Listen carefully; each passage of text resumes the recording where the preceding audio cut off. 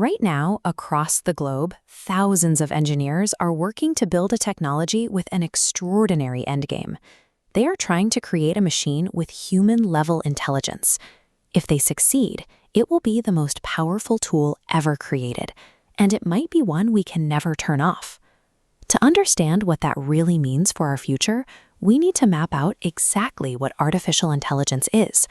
We are going to look at where this technology came from, the difference between a specialized tool and a general mind, how machines learn, explosive intelligence, keeping it safe, and its immediate impact on our daily lives. Let's start at the beginning. The quest to build a thinking machine officially kicked off in the summer of 1956. A small group of scientists, including a pioneer named Marvin Minsky, gathered at Dartmouth College. They had a bold plan. They believed they could mechanically replicate human logic, language, and reasoning over a single 2-month summer camp. As you might guess, they missed that deadline. They vastly underestimated how complex the biological brain actually is. At the time, early computers were essentially just fast calculators. They could crunch numbers, but they had absolutely no capacity to perceive the world or understand context. So when we see a computer do something amazing today, we have to remember that it isn't a sudden magic trick. It is the result of a decades-long, grueling struggle to build a bridge between rigid mathematics and fluid human thought. To understand where we are on that bridge today, we have to look at the term narrow intelligence.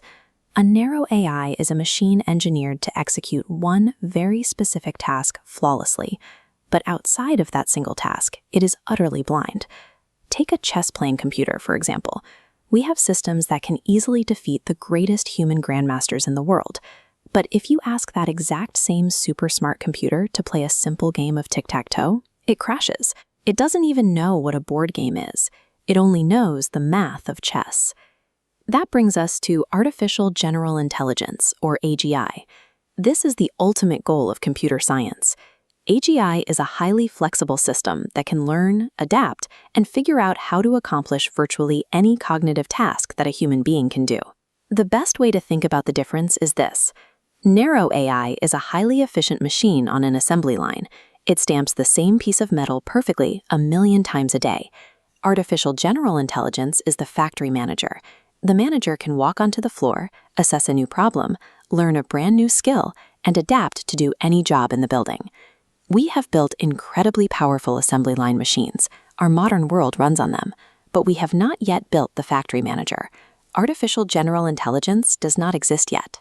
When we confuse these two concepts, when we mistake a specialized tool for a general mind, we misunderstand the incredible benefits we have today, and we blind ourselves to the actual risks of tomorrow. For decades, programmers tried to build intelligence by writing strict, top-down rules.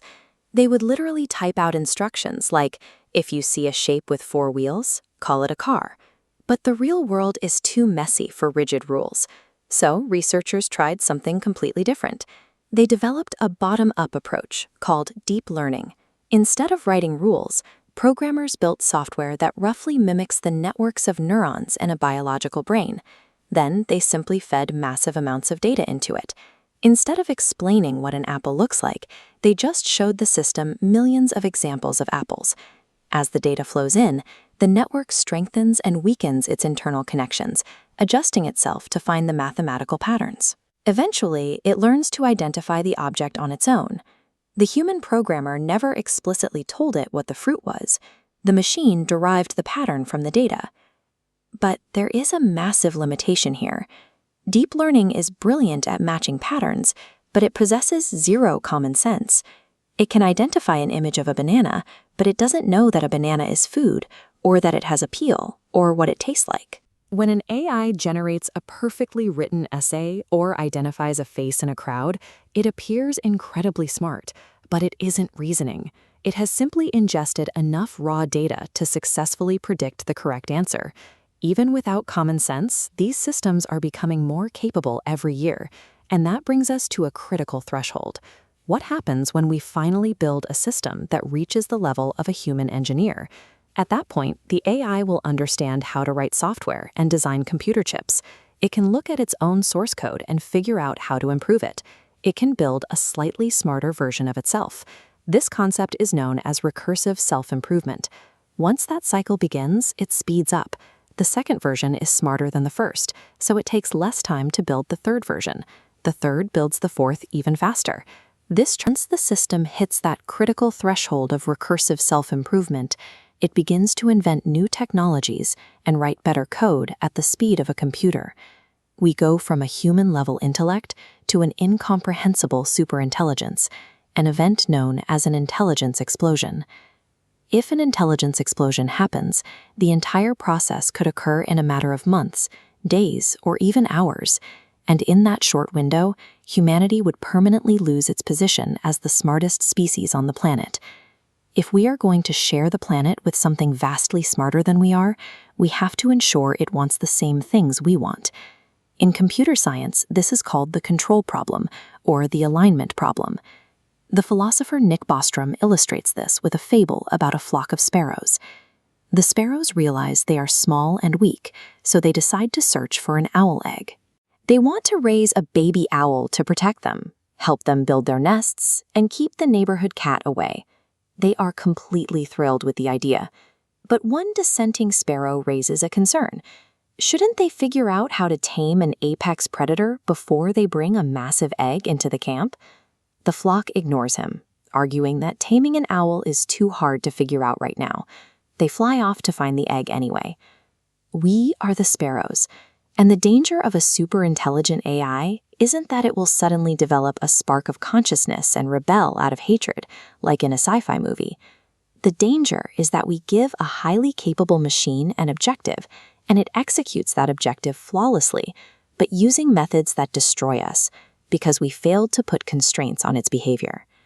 Giving an all-powerful system human-friendly goals isn't an optional software patch. Perfectly aligning the machine's goals with human survival is the absolute prerequisite. We have to solve the alignment problem before we flip the switch on AGI. While researchers work on taming the owl of superintelligence, we have to navigate the reality of the tools we have right now. AI researcher Andrew Ng likes to compare modern narrow AI to electricity. It is incredibly powerful, and it will do tremendous good, but it can also cause serious harm depending on how we wire the house. The most immediate friction point is our economy. Specialized algorithms are becoming highly efficient at specific cognitive tasks. As a result, they are beginning to replace human labor across multiple industries, from supermarket cashiers to legal researchers. This technology is going to generate immense wealth and productivity. Our immediate challenge as a society is figuring out how to build a fair economy that distributes that wealth, so that large portions of the population aren't simply left behind. What started in the woods of New Hampshire in 1956 as a wildly optimistic dream has evolved into the deep learning networks running on our phones today. And eventually, those systems will serve as the stepping stones to a general, super-intelligent machine. We are building the most profound tool in human history. We will only get one chance to get it right. Our success and our survival depends entirely on approaching this frontier with immense care, deep understanding, and a whole lot of caution.